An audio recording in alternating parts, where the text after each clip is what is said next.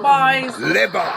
Hello, good evening, and welcome to another episode of the Wednesday Week. A little bit older than you. I'm not touching this topic. I'm not touching it. Yeah. I think we can go there and get a positive result. I want to go! If we play a night game, he has to turn the bloodlines on. How poor do we have to be before it's happy? How much blood from this stone does he have to get? The Wednesday Week! I've just realised that's a hell of a pause once that music stopped, isn't it? Hello, good evening, and welcome to another episode of the Wednesday Week. We've got plenty to get through this evening, having played 2 games since the last time we recorded. We've had a new kit. We've had rumours of players leaving. There's been all sorts happening. It's all kicking off. Tonight, joining me, I've got John, Charlie, and Holly, so there's probably going to be some nonsense afoot. If you are averse, please turn away. That was a hell of an intro, wasn't it? I didn't even practice it. Just straight off the hook. Charlie, how was your weekend? You all right? Nope. Yeah, well, it were all right. Saturday when there's no football is very weird, and then Sunday with football's very weird. Altogether, it's quite weird. Yeah, it was. I played Rounders on Saturday. Wow. Rounders. Do you remember Rounders, like at school? Played Rounders with my colleagues. Why were you playing Rounders? I need to know more about this. It was a work day, and we'd gone to Rother Valley, and we ended up playing Rounders. It was bizarre. We got frisbee as well. It's very strange. When I ain't got football on a Saturday, I go feral. I start playing Rounders. I don't really know why. It turns out you turn into an 11-year-old school child. It just goes to the local park and button ball and just knocks it around, apparently. What was the last thing I did when I had a free weekend? Oh, Kirby, Rounders. Rounders. Yeah. Played some tiddlywinks and I thought you said curling. Curling. That's next weekend. That's next week. All right. So, John, how was your weekend? All right. You plenty up to much.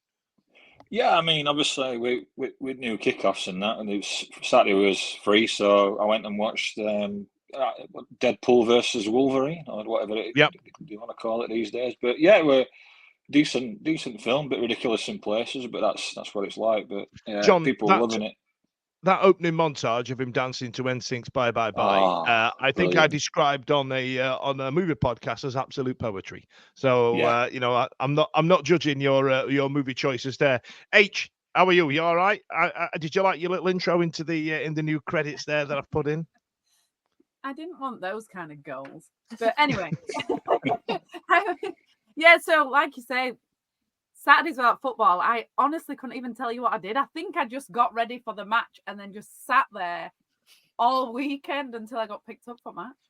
I just sat there in a state of cat-like readiness. In my head, you're holding your satchel like a kid in a cartoon, just doing it on your knee, just slowly rocking. Back to school, just waiting to get picked up. Sounds mint. Now, in the background, working in the wings, Stevie's there doing the doing bit. So let's see if this still works. So Stevie's going to pop up some comments, and John's going to read them. Gives me less things to do and more focus on the on attention. So Stevie, if you can hear me in the gods, John, crack on. Yeah. So first comment, Slappy Gilmore says 2 out of 10 for Wednesday's performance. 10 out of 10 for Fudge's background. Love it. Well, I didn't. Normally, my plan was to put a player of the week in that frame behind us, and this is how bad it's got. given how Sunday's game went, I went, sod it, I'll put the chairman up. Regular watcher, listener, Sharman has commented. So 2 quick sloppy moments, and they lost their noggins. It's all right though. Brings everyone back down to earth. Well, you're too early. We've not even. Something happened before that. But actually, let's get into that before we do any more comments. Let's talk about Hull City. So we drew Hull in the cup midweek drive up the road, essentially, and John, it was a hell of a start to insane start, wasn't it? Wait, before you go on to that, can I just tell you I had a bit of an ordeal? Okay. Hold tight, kids. Hold on to your hats, kids. Well, I got searched at Leicester and they checked my hat. Well, this time, some little grasser dog got me pulled out of line. Well, I got. Wait a minute. Sorry, I was doing a visual gag where I was holding on to my hats there. Sorry, you're in the queue to get into to Hull of all places. It's not like you're getting into Fort Knox, Crown Jewels, Tower of London, any of that. You're getting into KCOM or whatever it's called in And old bear money. in mind, how suspicious do you have to look more suspicious than everyone else in Hull? Right? This lying dog, right? Sniffer dog, sat sniffing Lying me. dog. It lied, right? I need to write a complaint. I need to accuse that dog of something, right? But anyway, started sniffing me, and the guy said, "Keep moving." But it was like it was properly identifying me as a suspect person. So then he Clever said, dog.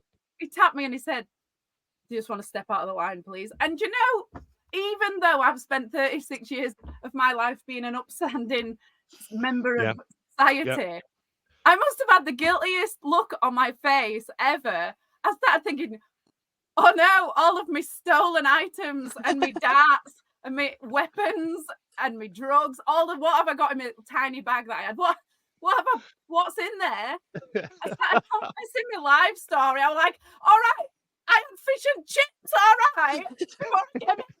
I had meat. And the guy was like, it's all right. Don't worry. I love the idea. I love the idea of you getting dragged out going, it's not even from DHgate. What you on about? What you doing here? It's a real shirt. I promise. I haven't done anything wrong. And then, I've got the receipts. Pull every single one of my pockets out like a poor person to prove that I didn't have anything. And then they were like, right, well, can I look in that little pocket? You know, that apparently that little pocket must be the place to hide.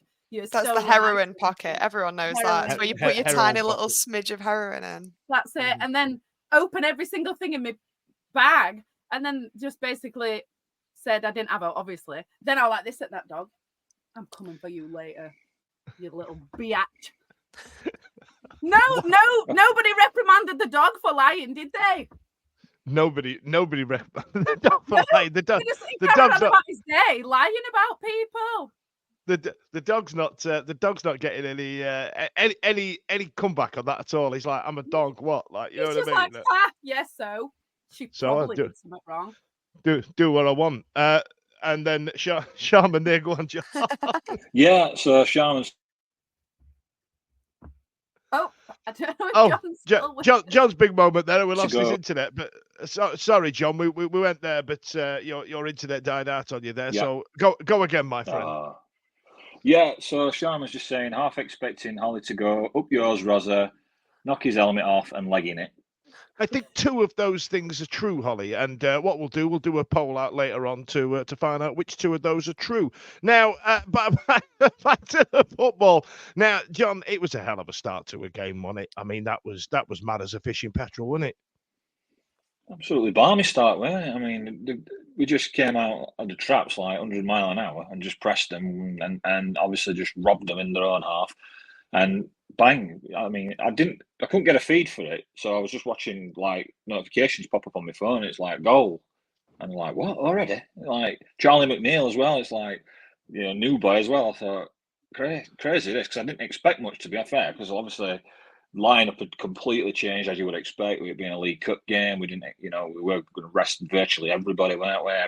And all the reserves and that were going to get a game. So I didn't really think I didn't expect that, and I don't think they rested as many of their first teamers as we did ours. So just to see us get off to a start like that were amazing, really. And yeah, I mean, it was a crazy game, though, weren't it? To be honest, I mean, like you said, what were it? We're in front after only a few minutes, weren't it? Very, very, very little on the clock. 2 minutes. And, 2, yeah. Less than a minute. It was like 36 seconds or something. What it actually? Is that what it was? Seconds. Yeah, that's mental, isn't it? I mean, yeah. I tell you what. That attack by Valentin to get down on that defender was a beauty, wasn't it? I want to see more of that. The back heel, though. The back heel. Who does he think he is? It was disgusting. Well, I tell you what, we'll probably get to it in a minute. I think that's what Windass envisioned when Sunderland scored their second. Like, you know what I mean? I feel like it was meant to be one of them. But it was Smith, was it? Did that back heel? Yeah. Right? Oh yes, it was Smith. Everyone like, well, Smith might leave, and everybody like, boing, their eyes popped out. Who does he think he is? Yeah, it was a completely different 11, and there was so many changes. I think it's my internet that's cutting out now, isn't it? I feel like I've turned into a robot. But this is the start 11 on screen now. Thank you, Stevie, doing the Lord's work. So we had Pierce Charles in net. We had Paul Diaby, Ihekwe, Johnson, Fusaya, who for me was the man of the match, Chaz. Palmer, Patterson, Kabatsky, McNeil, and Smudge. That's a hell of a start. That's what you'd argue is our second 11, right, Chaz? Absolutely. And I think there's a lot to be said for, obviously, first game of the season is so important, but I would argue that this is so similarly important because it's showing the depth of your squad. You need to be able to pull a decent B team in, really. And I think it does go to show that, like, with Hull not really putting out as, I don't want to say a weaker team as us, that sounds awful, but like they were playing less of a B team, I guess. And yeah, and it's great to be able to see that, and it's great to be able to see how, like, what Roll's trying to achieve is clearly, like, really embedded, like, across all the players. Like, it was the same kind of, like, high intensity, like, high attacking, high pressing football that we saw on the Sunday in the A team, I suppose, the first team. So yeah, it was great. I was the same as John. Like, I was waiting for a kickoff. I was refreshing Twitter, and it was like, instead of kicking off, we've just kicked it in the net. It was crazy. And great for him to get, like, his first goal like that as well. Like, another promising. It's not his debut. Did he come on? I think maybe it was his first start, wasn't it? I think did he get subbed on against? Yes, he played again. He played in Liam Palmer's testimonial. I don't think he came on against. That was it. So it's like his proper debut, wasn't it? And so to be able to kind of another new player for us having another good game is it's all just really positive. So yeah. And and a player that you feel wasn't going to get a lot of game time when we signed him. You felt like it was like, okay. Yeah. And the thing is it's good to have it's good to have a cup team. It's good to have a team that you're like, this is who we'd play if we're not playing our absolute best, but still have faith that you're going to get a result out of it. I think it's great. Really exciting. Do you know what made me laugh about that, though? With the blind optimism that we all had at the start of the season. After McNeil scored, somebody said, is McNeil the new David Hurst? I'm like, Jesus Christ, he's been playing like 5 minutes. Hero status already. Build the statue. What I will say, though, about the B team, I think there were some moments in that whole game, and don't get me wrong, I was convinced that we were winning the league and the cup at the end of the whole game. Like, we were doing it. But there were some moments in the whole game where we saw the people I was stood near turn to each other and went, you can see why they're not in the first team, which is probably like one of those might well be Valentin's effort at shielding the ball or whatever he was trying to do for Hull's goal. Like, that was a really, really naff moment. Yeah, it made up for playing really well in the first 25 seconds. Yeah, but it wasn't just him. There was other moments where you thought, yeah, maybe. And then the Hull scored, and then their fans were singing, "It's all gone quiet over there, and you're not singing anymore." And while they were singing that, Charlie McNeil, then glorious thing when that happens. It's the best thing in it. Go on, John. I love that. Yeah, absolutely. It's and when they're singing "It's all gone quiet over there," I felt like it's pretty much like Wembley then, because none of y'all lot turned up, did you? So get him. I must admit there is an extra bit of needle playing Hull City because it's truly one of the worst places in the UK. Anyway, I think that's actually a fact. I'm pretty sure I saw a TikTok video on it, so can't disagree. Welcome to Hull sign, I think. Top 5 shittest place in the UK. We are sorry. Yeah, so about that. It's not quite Skegness, not quite Newcastle. But what are the interwebs staying, Stevie? John, tell us all about it. Here we go. So Sharman's come back again. Said young Fusaya was incredible. He was a really promising player, isn't he? Yeah. And he's already got his own song, hasn't he? We've got Fusaya. Clip that. I will say everybody in the crowd was calling him Fusiri, rhyming with Geary. That sounds like something you put on your backside when you've got piles or something. Yeah, him and Vermigil that used to play for us as well. Yeah. That sounds like both of you have got experience of that as well, I'll say. Sharman again. Do you think Charlie said yoink when he nicked the ball off their keeper? In my head now, that's definitely happened.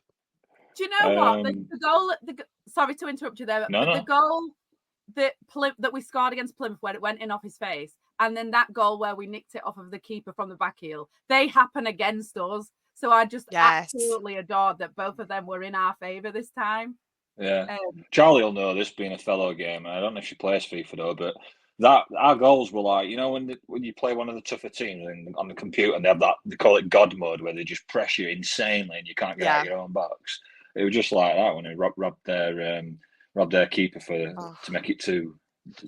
It's like a pretend goal, in it, like the kind of, you know, like whenever you always get that when there's like a goal when keeper's got the ball and there's always a player that'll run at him just on the off chance, and then once in a blue moon they actually mug them off and get it, and you're always like, oh, that never happens. It was one of those that never happens kind of bits, and I like that. Yeah, it was a great goal.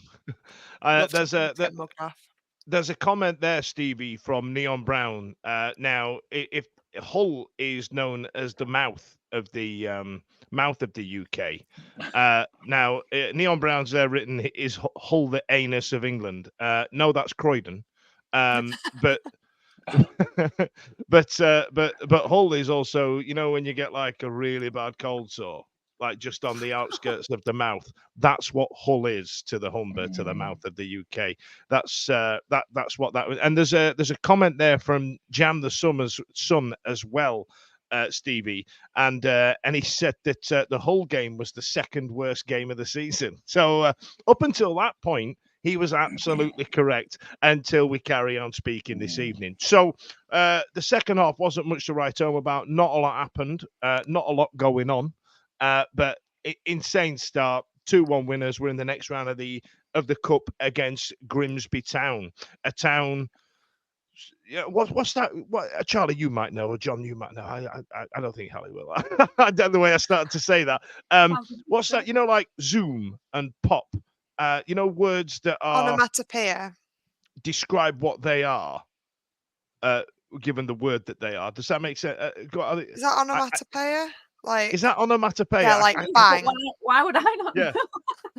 Yeah. You've just been like, Holly hey, put she'll a not pen know in her hand this. and leant forward to go, well, seeing as though you didn't come to me, watch it.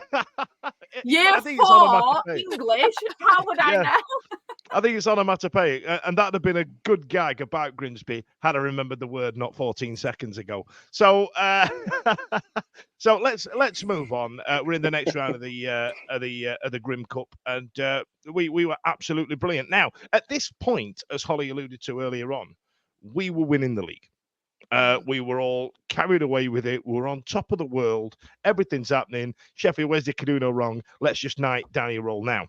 And then Thursday happened and the timing of this couldn't have been any better. So Sheffield Wednesday on Wednesday night, the day after we've all decided we are winning the league, has decided he's going to release a limited edition blackout kit, a third strip, because usually we just use the away kit from the previous season, haven't we? And I thought this was beautiful. Oh my god! Look at it! Look at it! Now, for those listening in the car, you've probably seen it online, but it's essentially a black version of the home strip. But the bit for me, it's got a collar. And I'm very happy about that, and it's an absolute thing of beauty. So, I'd love to know what time the queue started. Chaz, you're sporting one for us right now. I mean, you know, how much you're comfortable with doing it on the internet gives a bit of a show with it. No. Yes, I am. I did not get in the queue though. I sensibly ordered it online by screaming at my phone for 45 minutes while it repeatedly crashed, and no doubt charged me 7 times for the same thing. Yeah, and bought a kid size because the others were impossible. Is that what you did? I was like, just have a kids one, cheaper, efficient. See, that's what it is to you people out there.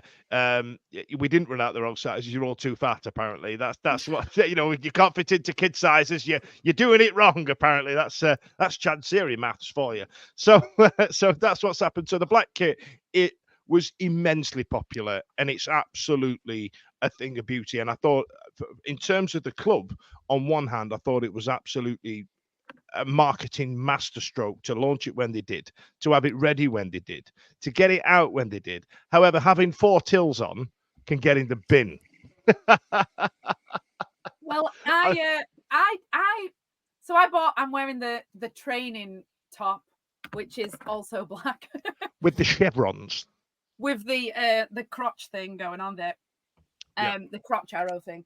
So I'd already bought this in my stupor of us winning the league after the Plymouth game.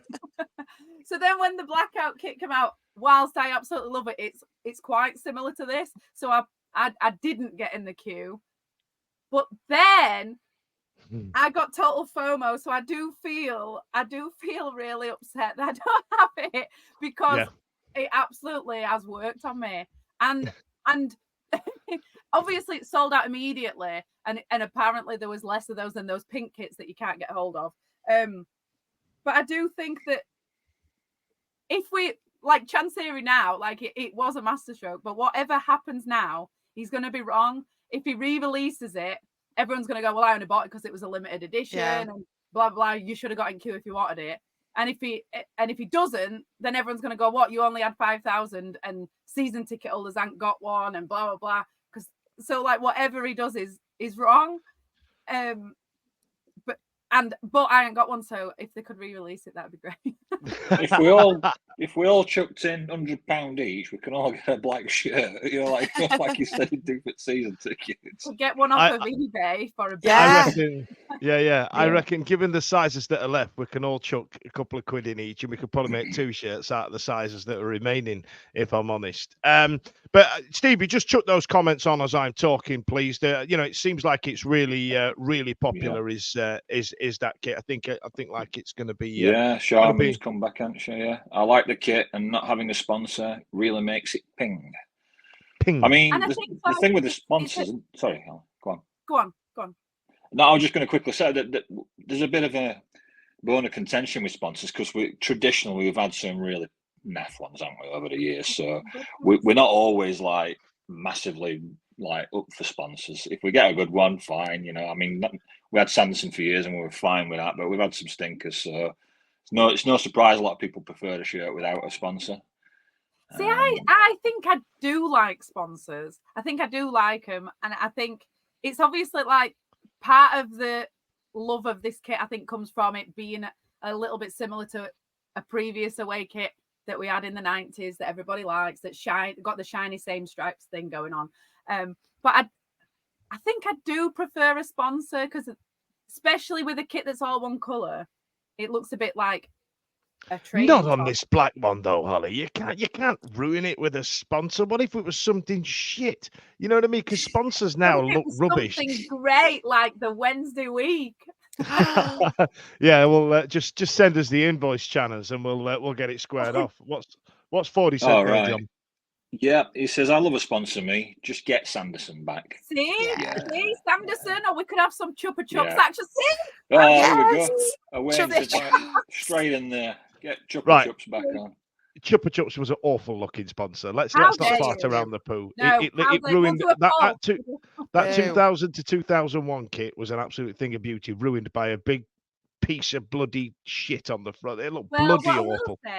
Like Leeds fans aren't buying the home shirt because of their sponsor, because they don't like the Red Bull being red on their kit. So they're all getting the away kit because it's yellow and blue with the same colour as the kit. So maybe, I don't know. I think you're just upset because of both of last season's sponsors being so awful that it's like you can't get over it. But there's nothing wrong with Sanderson. I'm not going to get caught on sponsorship chat, but I will end this segment on this. The blackout kit was an absolute beauty, but I will say, and this is going to be controversial, right? It's a controversial thing I'm about to say. I really hated the Children's Hospital seasons where we were sponsored, where we had the Children's Hospital logo on the front. Now, don't get me wrong, right? To advertise the Sheffield Children's Hospital, stunning. And then we had it on the back of the kit. I thought that was amazing. Don't get me wrong. But from a design perspective, that teddy bear was a crap logo, because let's be honest, they've gone, listen, we need it's a children's charity. Yeah. and we need like a mascot for it. Oh God. What other people have a mascot? Pudsey Bear. Let's just do a rip. Let's just do that. Let's just have a snide Pudsey Bear. What did you want him to have? Like, what is some children's We hospital? could have gone with a rabbit. Sorry, the children's Sorry. hospital's not cool enough for you. Sorry, in between saving kids' lives, they were like, "Oh, I hope Dan looks sick in this." Like, I bear you specifically in mind. They didn't want you wearing it. That's what it was. It went for That's what it you. was. And it always reminds me now of Tommy Miller, and it was awful and misshapen, and Darren Percy and everything. It was bloody awful. Let's move on. Let's Fudgy's right on last year's sponsorship. We need more of Fudgy's right. So whenever I say something controversial, I'm gonna need these screen grabs for podcast HR. But let's move on. Now listen, there was some rumours, Holly, actually I'm gonna come to you on this one because I know you're gonna be very upset. There were some rumours of a grey-haired Scottish man leaving the club that's been spoken about quite a lot. There's still a few days left of the transfer window, and Callum Patterson's name has been mentioned a number of times. H, are you going to be okay? So obviously, like last season, he inspired us to stay up. I'm sorry, I'm laughing because I'm just getting pelters now on the internet because I hate charity. You hate. Just keep chucking them up as we're going, Stevie. Just keep going. Yeah. So obviously, last season I absolutely adored him. I really did adore him, and he recently put up a family picture with his dogs on, and he's got surprisingly nice feet, which I didn't know that I would ever say about him. But honestly, look at it and look at his feet. Right, he's got great feet. That's all I can say. We get that up, please, Stevie. That's essential. You can find that Stevie. He's got great feet. But anyway, and I do think that there is something that he can do for us. In the whole game, we had Johnson, Patterson and Smith on, all three that you think might go somewhere else. And of the three, if you're going to let go of one of them, before, like, you would probably say Smith, but this season, I think Smith's really put a case forward. And in that whole game, I thought both Pato and Johnson were really, really anonymous. And that hurts for me to say about both of them, but they were really not there. I'll tell you what, if I hate charity, you hate Callum Patterson on the way this has gone tonight. Even though you've been really measured about it, and mine was killing from a design point. But look, we know what the internet's like. Take me down just because you're taking you down with me because you hate grey-haired people, you hate Scottish people. Simon's pissed off. He's gone to a different country. He's never mentioned it.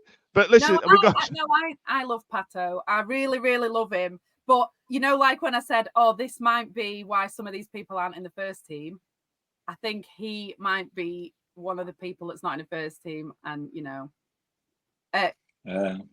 go on, John. Yeah, Danny Goodison commented, so Pato is what I'd call a glue guy. He's not going to be in the squad every week, but he sends good vibes even when things have been rubbish. If he goes, I'll be sad. I'll be really, really sad. But we did say that about Volks, and then we played Plymouth, and everybody went, "Who? Will who? What? I've never heard of him. I don't know what you're talking about." So it is football, and we do move on. All about that has commented, who will be the team's designated fisherman if Pato leaves? Fishing in the river, Don. He's off his tits. Art Miss 1984. We need to keep Smith. He gives us another option when things need a change up with how we play.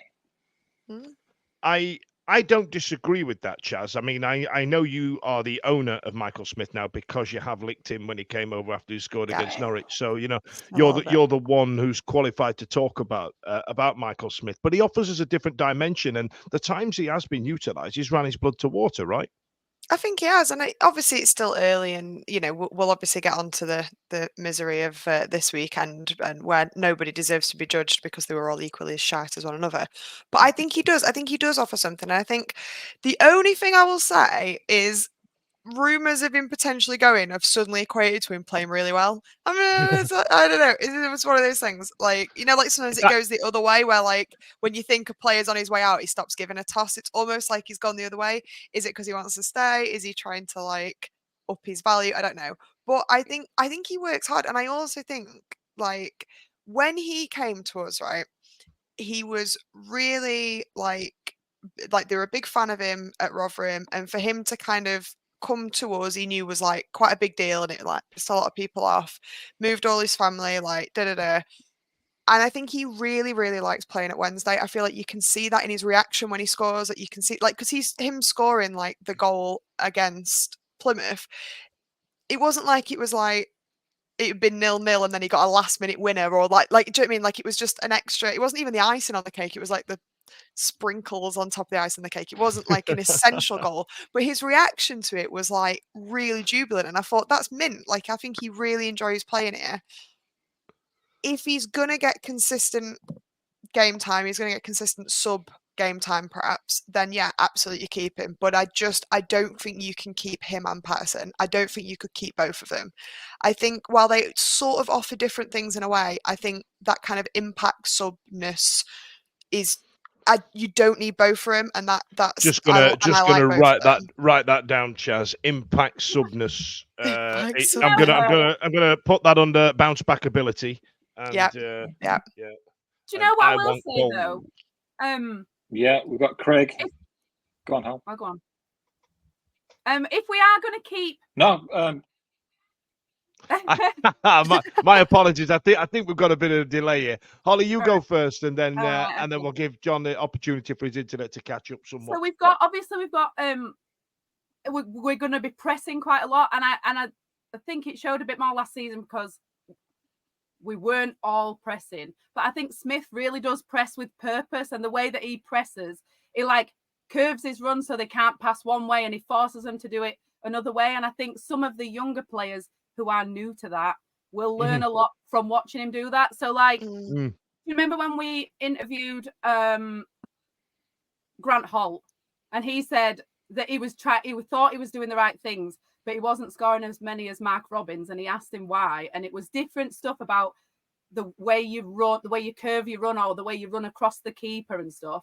Well, I think Smith has those aspects, whereas maybe Cadamarteri or the two wingers that we've got don't have those things yet, so they might learn something like that from him that they don't have.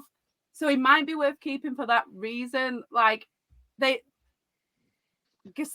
Musaba, Cadamarteri, at the moment, all three of them definitely think pressing is just running fast towards somebody. And it's not that. There's more to it than just running and hoping that they pass it before you get there.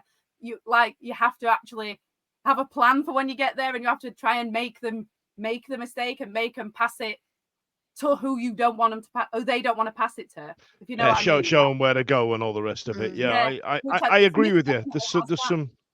There's some clever pieces in Smudge's game that he doesn't get a lot of credit for. But we've had some comments of people just like that one, John, right? Yeah, Martin says there's always a place in the squad for a player like Smudger. I think he offers enough to stay, keep him, and ship Cads out on loan. Cads out on loan. That's been a contentious issue the last couple of weeks, hasn't it? Now, Stevie, in the gods, we had a great comment. If you roll up from Jam the Sun in reference to the way Smudger looks, and when it pops up, John, you can read that one out because I really enjoy it. Okay, so yes. Jane the Sun says the problem with Smith is that every part of his anatomy is shaped like a threepenny bit. Threepenny bit. I think he means threepenny bit, don't I? Threepenny bit. I can't argue with maths. You can't argue with maths. Every part. Sharman says every part. Amazing. So I tell you what, Stevie, let's have a last couple of comments on Michael Smith, and then we'll move on to yesterday's game. Go on, Stevie. I'll let you keep it light. All right then. So we've got one from Nat who says Pato, Smith, Johnson, and Diaby need to be moved on for players that fits Rule's style of play.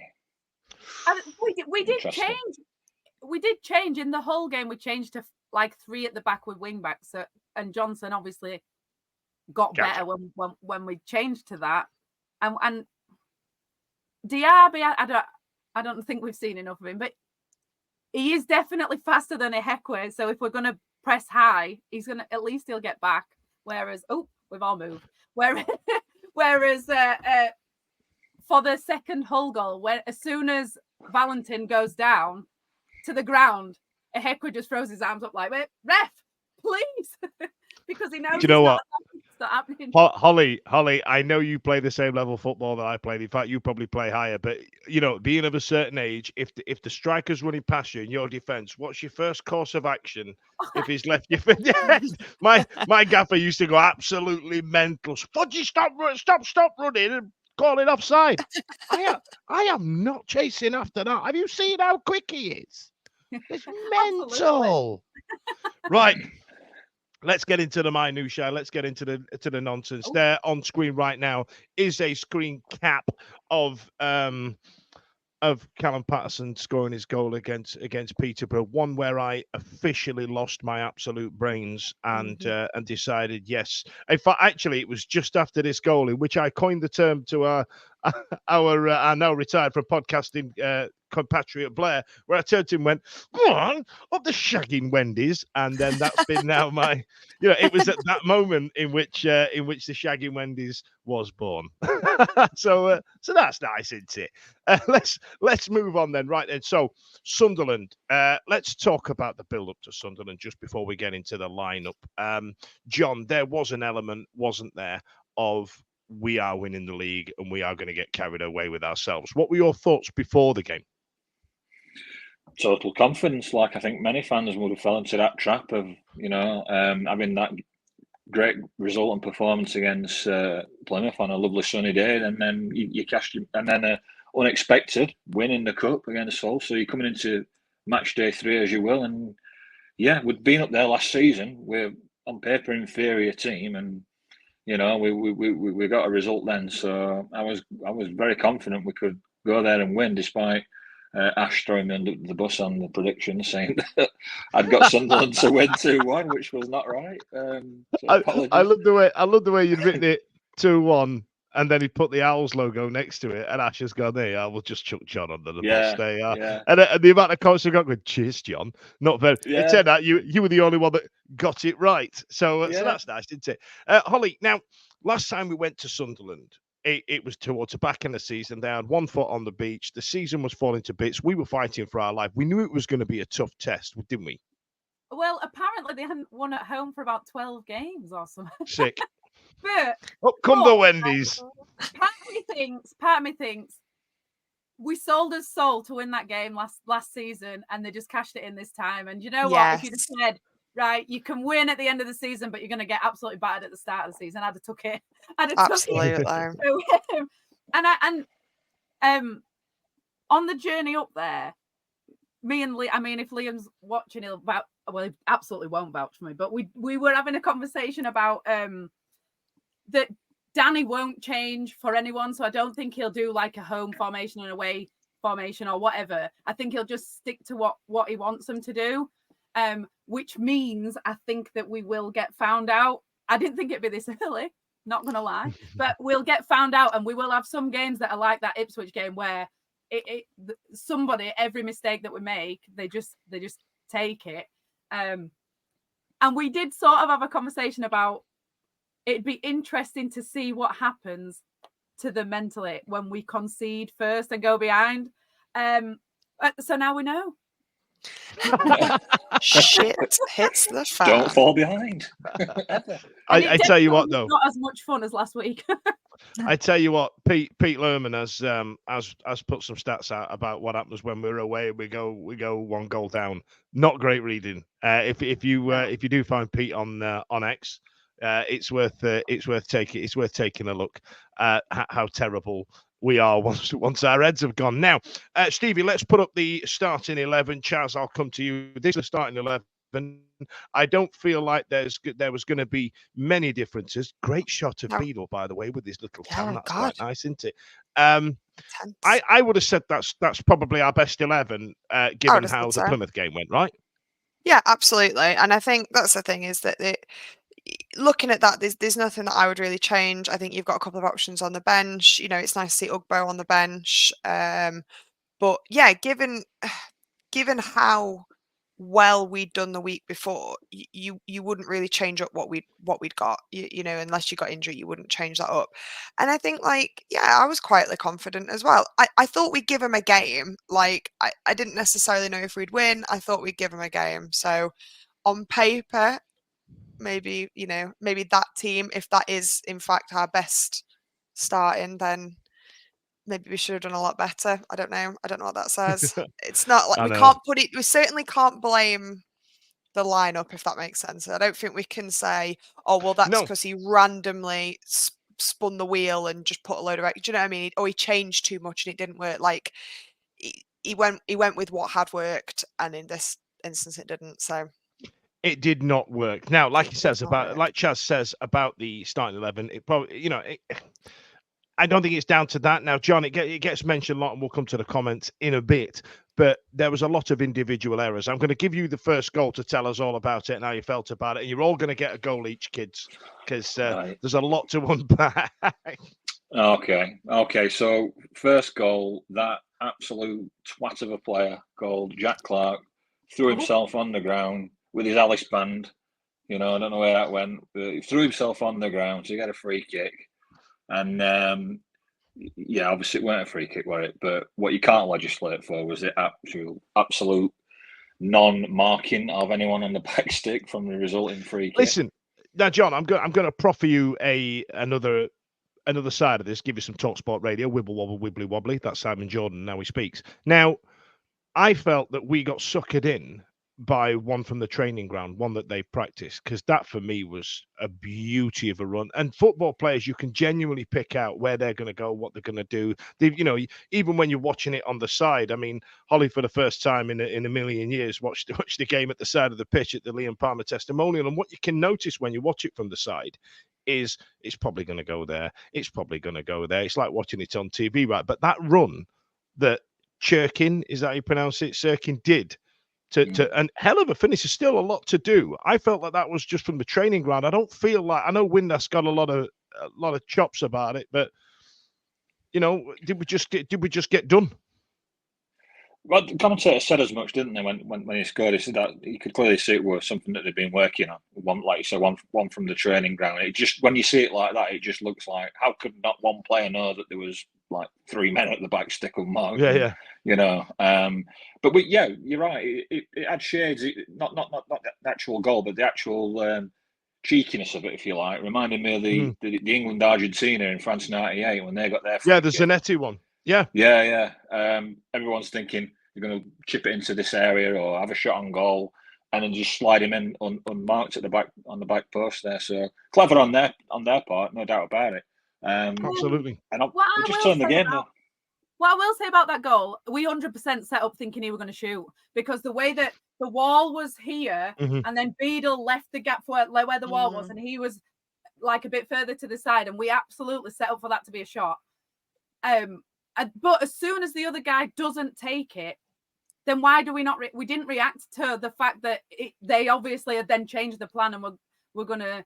And people can blame Windass for it being his man, but there's certain people, when there's a set piece, there's certain people that are just there for being there. Windass and Bannon, when they're marking people, they're not going to beat them to a header or whatever. They're just there for bodies, aren't they? Yeah. And so numbers. We'll come to it because Windass had a stinker. But that whole situation, I wouldn't blame on him, because as soon as it becomes obvious it's not a cross, Beadle should move into the middle and everybody should go, shit, who have I got and what am I doing? And the defender should drop and whatever should happen. And the wall should go, it ain't coming near me. And but we had 3 million people in the wall, and then Beadle stood over there, and it would just crap from everybody, that whole thing. And I do think part of it is that Sunderland are really good from set pieces. Yeah, And we're really shit at headers against them. We didn't win any headers against them. So yeah, they were good, and even those three people in the middle of the park that they had. I say people, children that they had running in the middle of the park had an absolute great game. Now, Holly, you're going to tell us about the second game while Stevie plays the comments about the first goal in the background there. Just let them roll, Stevie. We don't need to read them out, but Holly, you're going to tell us about the second goal, right? What was the second goal when Windass did the non-flick thing? Where Windass tried to channel his inner Michael Smith. So the problem with that, I mean, no, I hate when they do just a blind flick to nobody, and I think in his head, when it's you and you're convinced that it's going to come off, I guess you don't think about it not coming off. So he obviously thought, this is going to be genius. I'm going to take half of their team out. These little kids that have been running around us. See ya, we're away. But because of how we played it, the two centre halves had completely split. And as soon as he won that ball, it was just one-on-one with there was no time for anyone to do anything. So Sharma's just said that the awareness was really poor. Like, he should have known somebody was on his back. And the defence, I mean, we've conceded 4, and I feel like Beadle had nothing to do with any of them. And like, it's not fair, is it? Worko says mistakes are happening all over the pitch for me. Windass just had bad luck leading to goals as a result of them. Windass, again, like, I think we will come to it later, but yeah, it didn't. That goal was just an absolute individual error, and from that, the rest of it, like, you knew it wasn't going to end 2-0, and you just could see everybody just thought, "Oh no!" The defending were just atrocious, weren't it? All game, to be fair, you can't single out just one person. But yeah, obviously we'll come on to it. But everybody had a shocker. Do you know before they scored the first one? And I know they scored it quite early. We were actually, like, we started the game on fire, and I really thought this is like Electric Giblet said earlier on. The first 7 minutes, we were absolutely bloody. Yeah, it looked great. And then that cheeky goal, and you just think, like, if that individual error hadn't happened so soon, maybe we could have got back into it. But as soon as we went 2-0 down, you could see, and there was a point, I think it was at 2-0 or maybe 3-0, where literally, like, Masaba was on the opposite side in the corner, and then, like, Bannon was over there, and every single player except Beadle was just like you just chucked them all onto the pitch from a great height. They were all over. We completely lost the shape, and it's just like, that's the answer to what do we do when we go behind. Like, that's the answer. Everybody just absolutely loses the shit. Yeah, what do we do when we go behind? What do we do with drunken? At one point, two unanswered questions there. At one point, I actually thought Ingelsson had turned into Boris Johnson. It was that bad at middle of the park. He just really, it's like, what's this guy like Ballon d'Or winner last week?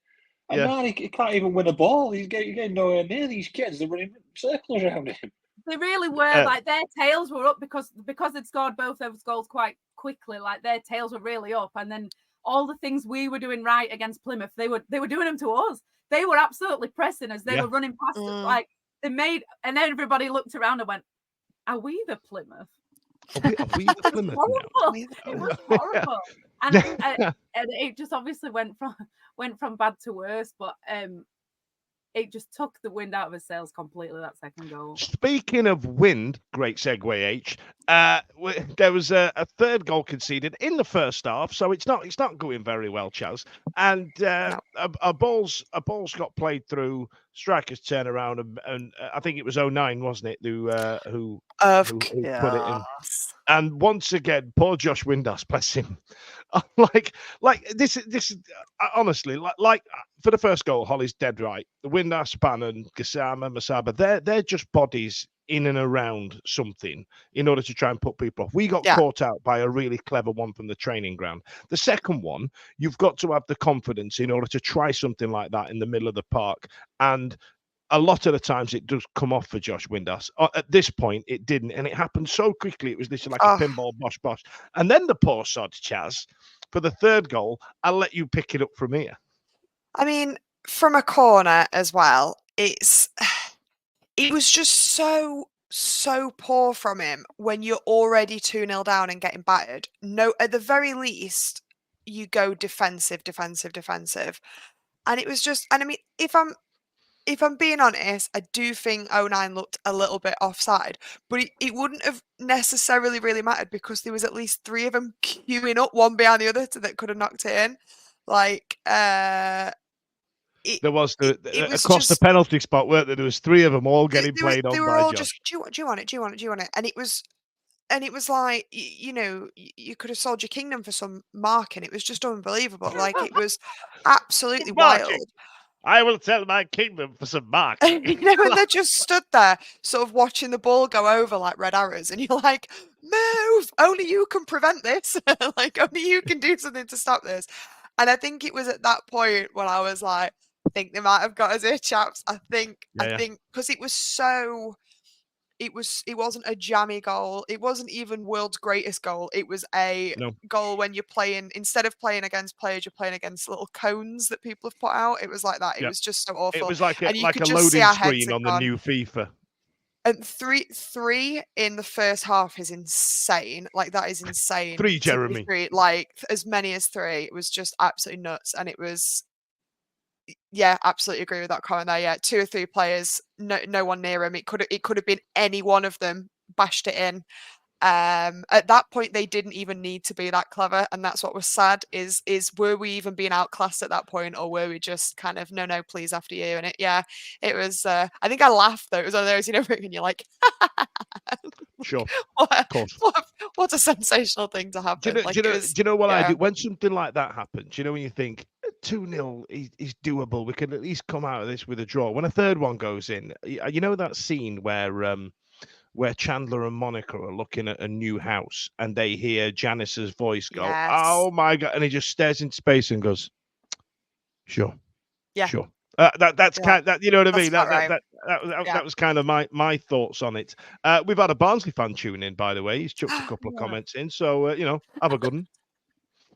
So the halftime came around and we thought, oh God, Danny, what you going to do here? Do you stop the rot? Do you go for it? Now, you know, Danny's played attacking football. We tried to play attacking football against Sunderland, and I was at home, and I live in London, and Sunderland's effort, you know, it's a long way, and tickets are like rocking or shit. So I thought, I'm going to watch this on the box. I'm going to watch it. And then, you know, your mates will give you a load of grief. Wednesday's having a shit time. But like, nah, we'll be all right second half. Just unlucky, yada, yada, yada.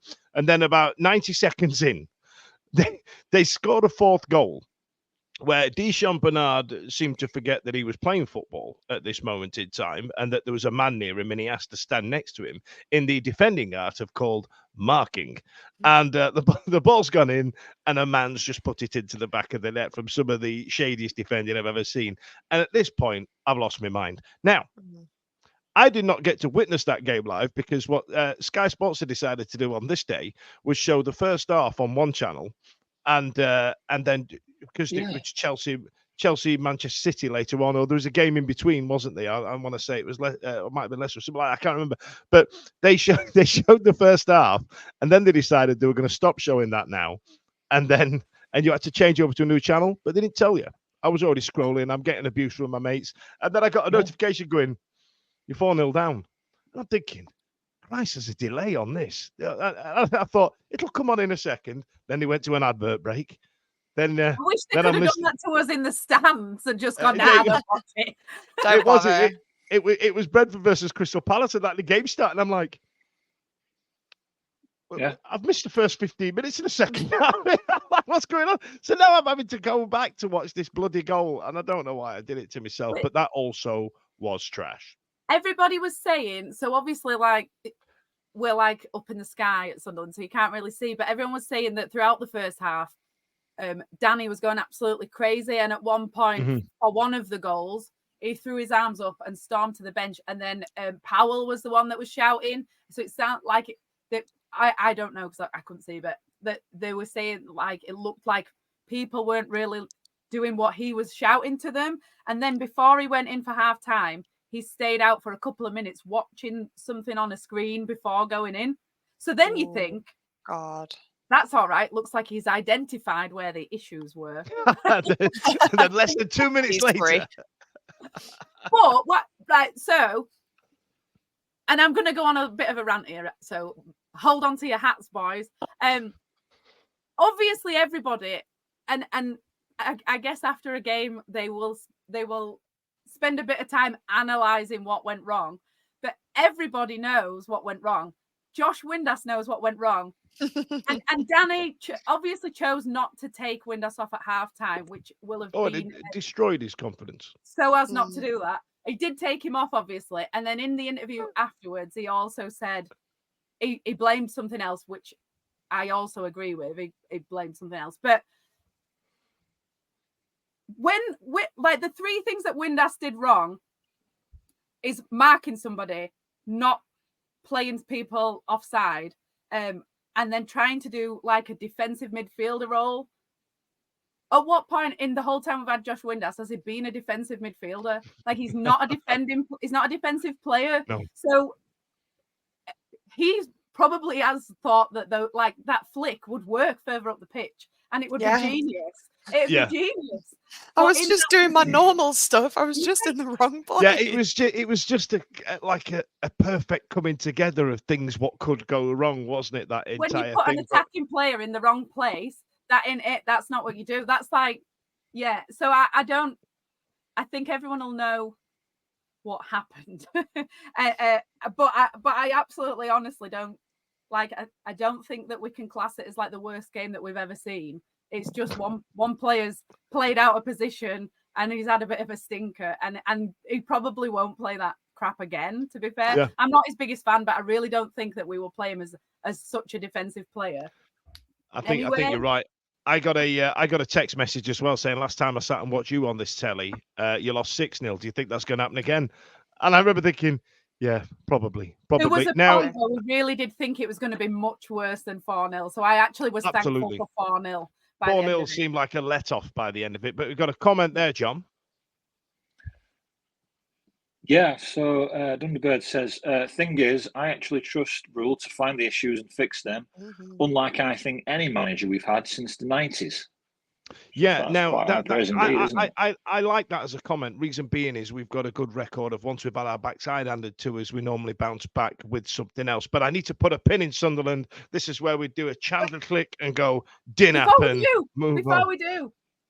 we do, just on that last comment about Danny, the thing that we did really, really well in the other two games was the pressing and stuff. And the thing that he identified as being the issue rather than the individual mistakes was the laziness and the lack of, like, once his heads are gone, neither Masaba or Gassama touched the ball for about 60 minutes. Like, as soon as their heads are gone, they were doing that where you run, but you hope that you don't really get near it. And not just them, all of them, like, they decided that it was lost. And then that's where, like I was saying about Smith didn't stop. He did keep pressing, and he kept pressing with purpose. Whereas they literally gave up. So I do think that Danny knows that was the issue. The issue was that we didn't want to get back into it. Once we'd gone. Yeah. And fair play to players like Smith and Beadle as well. And Beadle pulled out an absolute world-class save towards the back end of the first half, didn't he? And I feel like we need to give them their kudos.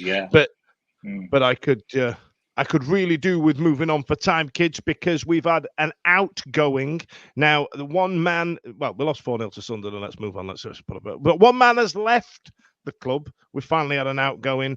A man who Holly described as the type of guy that sits in a nightclub and gets a bottle of spirits brought over with fireworks in it and gets his pals to get them girls over. Malik Wilkes has moved to the other side of South Yorkshire to Rotherham. Great move for him. I don't have any ill will, John. What about yourself? No, I mean, as you know, I was banging a drum for this guy, so it just shows you what a scout I'd be in real life, doesn't it? So, yeah. So obviously his agent's come and said to him, "Hey, up Malik, got you to move to New York, kid. You're gonna love it." But it's not USA. It's the New York Stadium over the M1. So there you go, Malik. No, I'm not too fussed about seeing Malik go. He's never been a regular. He's never forced his way consistently into the side. He's had some injury issues. He needs game time. We need to free up the wage and get another body in. So fair play to him. Might be a good signing for them, but I'm not sad to see him go. Do you know what, No. right? I don't want to be that guy because I really don't want to be the person who. But I'm so happy that he's gone, and also I'm happy that he's gone to a South Yorkshire rival because he's going to be absolutely turd. So who cares? And but also, when you look at that picture of his announcement, it's like he does all those poses every time. But look how sad. The longer you look at it, look how sad he is behind the eyes. Honestly, look at it. So let's have it up again, behind Stevie. Let's have the picture of Wilkes up again, Stevie. Let's have a look. See how dead he is behind there. It's so funny because like we've never seen top right. we've never seen whatever that is. Presumably that's what he does when he scores. Which we're like, all right, okay, that's good to know. I'm sure that'll come out. I bet his arms are like coming out, sticking him out of storage. That picture of the top right. That picture of the top right, for those who can't see it, it looks like, remember in the Gulf War when they used to put people up who'd been prisoner and they said they treated me very well. They got a black eye and everything. They treated me excellent and all that. I tell you what, John, I wonder where you were going to go with that, but yeah, I get the reference that you mean there. But, right then, let's move on because we've got a few things to talk about now. It's the it's Holly, you again. It's the second scariest fixture of the calendar for yourself, isn't it? Given the proximity of where you live, the first being the away tie. On Friday, we're at home to the Lily Whites. A game I can't get to because work, and I'm absolutely really annoyed at Sky Sports about it. How do you think we're going to get on, H? So obviously, after the Plymouth game, I didn't at all go in the group chat to all my friends and absolutely lord it over them because we were top of the league. And then when they failed to win in the cup, I didn't say we were going to win the cup and go absolutely ham on all of that. So I've absolutely had it this day and the rest of yesterday. I did think, judging by how Leeds have been playing anyway, I did think it was going to be a bit of a bloodbath where every time either team goes forward, they score, and it's like 5-5, and everybody's laying down, and they need 50,000 defibrillators to bring everyone back because, I think it's going to be absolutely awful. And I don't think either man, Farker at the moment, is going to have to try and save his job because they all hate him. Yeah, that's because he sounds like a squeaky dog toy when he talks. Oh, right, okay. And but I think it's better for us that we got a battering the other day rather than it happening a bit later on in the season, or rather than us going into this game thinking that we're absolutely amazing.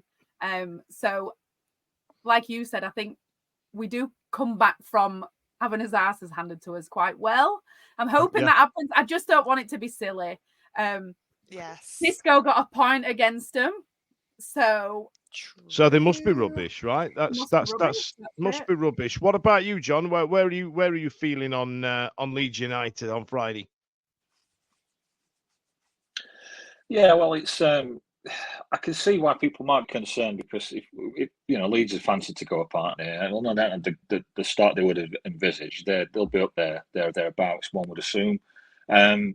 Yeah, obviously it's a bounce back game for us. There'll be a big crowd there, despite the moving of the kickoff. Leeds will bring about 500,000 as usual. So it will be a bumper. So look at it. Why wouldn't this be the best game to try and bounce back from a team that you don't like, a local rival? You want to bounce back in front of your fans and prove that the Sunderland game was an anomaly. I don't think the Sunderland was a true reflection of the team, although it probably did show that we've still got a ways to go to see ourselves pushing at the higher end of the table. Yeah, I think you're right. We can bounce back against Leeds. Why not? Tell me why not. We can do something about it, can't we, Holly? I didn't trouble you for a score prediction, did I? Quick as you like. I can't. I'm gonna have to go. I think it's gonna be a really high scoring game. I tell you what, we'll save the score predictions for the tweets that Ash does on game day when you absolutely panic, because it's one of my favourite things to listen to your thought process come through one message at a time, and then my phone just vibrates off the table. Chaz, Leeds. I'm cautiously pessimistic. I think they've got something to prove, having had 3 shit games on the bounce. We've kind of got something to prove. It's always a bit nervy. Just last time we played them at home, this is like what is so heart-wrenching for me is like we were doing all right, and then we conceded like the absolute death of half time, and then somebody had to go on and do dizzy frigging penalties right after no one could have wanted anything less in their lives at that point. And so now I associate that whole day with like just the most miserable thing ever. So it can only, from my personal experience of watching us play Leeds at home, it can only be improved by me not were you around. were you at the side of the pitch? Because I know they get you a bit early. Were you at the side of the pitch when they scored? Or were No, you not quite, but it was like literally it went and it was like half time, and now let's welcome some women to do something, and everyone was like, I wish I was dead. It was horrendous. It was the worst. I love that, Chaz, as well, because just before you take the penalty, you steady yourself and then literally hold on to your hat. On to my hat. Absolute beauty. But yeah, Leeds are coming up. Could be a tough test, could be our bounce back. And we had a comment there earlier on saying Windass will probably bag one. Wouldn't surprise me. And as we've spoken about a number of times, I believe that Danny Roll knows how to bounce back. Now, as just before we wrap this up, it's time now we talk about any other business.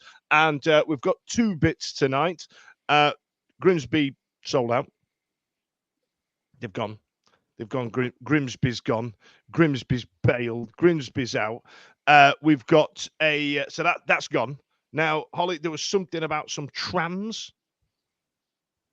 Well, I don't know enough about trams, but apparently there was already some kind of replacement system going on, and then they've said, we're not even doing that anymore. We're going to keep everybody. Bear in mind, we can't play any local rivals on a Friday night or a Saturday daytime because it's too dangerous. And then they've just thought Leeds, they're going to fill the away end. We've sold them it all, obviously, to rinse them of all their money. See if they want any black away kits or whatever while they're here. Why not? So there's going to be 4,000 Leeds fans. We're not actually letting them. We're shipping them in early, and we're not letting them leave early. We're just letting them. Everyone's just gonna loiter for a bit. Why not? So what's actually going on with the trams? Have they cancelled something? What's the story with the... They've said something like that. It's not. They're doing some rail replacement or repair works or something. No, but they've said they did put on like a rail replacement or a tram replacement bus or whatever, but they're not actually doing that anymore because let me read it to you. Talk for a minute. Wait, let me find it. Okay, so just ladies and gentlemen, just as Holly is talking about, just doing her homework on what we brought up for the tram. Oh, all right, we'll come back to the raffle. Pre-match service will terminate at Cathedral from 6:30, and then you're not even being able to be picked up after. So what? 9:30 till 10:30, they're also not running. So do they want a scrap? Is that what they're trying to encourage? So they more fighting? Want to march everybody if you down can find that a road. Leeds fan that's a similar size to you, that's what we're going to do. Nice. We've got to match them up. Football factory. Just think if you'd actually. Just think if we'd actually got some DC taxis, he could have made an absolute fortune on Friday night. Do you know what?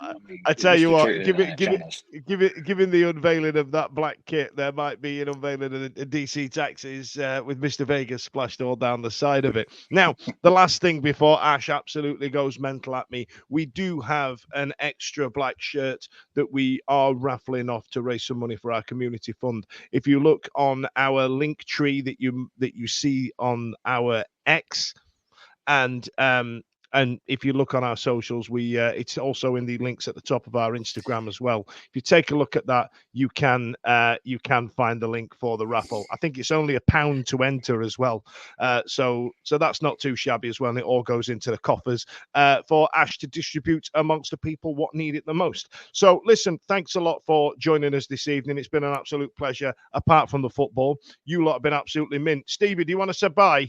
Or do you want to come on and say bye? You can add yourself on if you want. But Stevie, thanks a lot for doing the AV tonight, Stevie. And thanks a lot for joining us.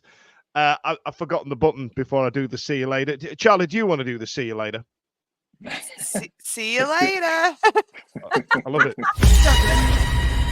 Every week, live from 8 p.m. It's the Wednesday Week. Bringing you football analysis. He came in. I think he scored a goal. Bringing you banter. Yeah. Bringing you responsible life hacks. Met you wonderful souls at 10 a.m. for some shots. The Wednesday Week. 1, 2, 3, 4 live. Available on all social medias. Obviously, this goes out on YouTube and as well as all the other social media out there, podcasts, etc. The Wednesday Week 24-25 season. Join us. Put on your